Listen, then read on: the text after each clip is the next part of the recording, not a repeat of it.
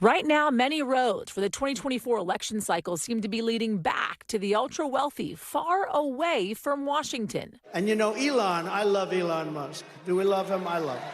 Politicians from both sides of the aisle courting the mega-rich, trying to get them to dump big bucks into their campaigns. Millionaires like Nelson Peltz, who once denounced former President Trump over the attack on the Capitol on January 6th. I voted for him today. I'm sorry I did that. We need to heal from Trump. It was really a devastating blow. Now saying he'll vote for Trump again. And he's not the only one turning around his support. There's also venture capitalist Doug Leone, former PayPal exec David Sachs, and real estate tycoon Robert Bigelow, who even gave $1 million of his own cash to help cover Trump's legal fees. But the big question is why? What do these billionaire businessmen have to gain? This has turned into this just sort of steady drumbeat of big money going back to Trump. Trump has been saying what they want to hear, that he's talking about cutting the corporate tax rate again.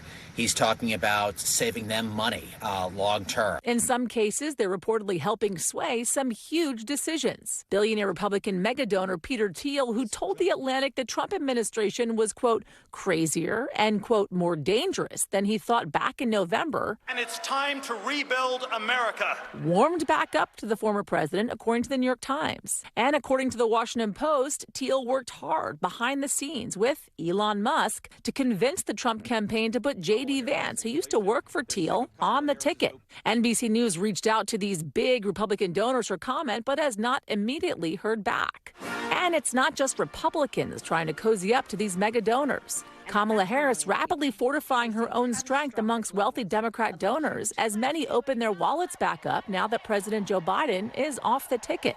Just last week, billionaire heiress Abigail Disney turned back on the tap after refusing to donate another dollar if Biden stayed in the race. Reid Hoffman, the co-founder of LinkedIn, and venture capitalist Ron Conway, also working the phones to corral support for Harris, now on track to raise $100 million. The case we're hearing for the vice president to come and support her over Trump is like this. She's willing to have conversations with CEOs. Well, Biden didn't always want to have those types of conversations. He had intermediaries who would have those talks for him. The money, crucial to dominating the airwaves for both sides. Since, Harris rose to the top of the ticket, there has been, over $100 million put into future ad reservations in the coming weeks and months, both in support for Harris and against Harris by Trump and his allied political action committees. That's the tell of where we're going to see a lot of this money. Showing the importance, the influence, and power these big money donors yield with less than 100 days until the election.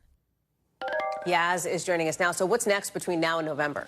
Money talks, Hal. That's political power, really, when it comes to the lead up to the election. And we just saw there, right, at influence in getting J.D. Vance on the ticket, taking a pull aside with the former president of the United States to talk to him about making J.D. Vance his vice president. But it's all about the attack ads. That's where all of this money, and we can't underscore how much money this is. Hal, you're right. Every election year, and we know this, right?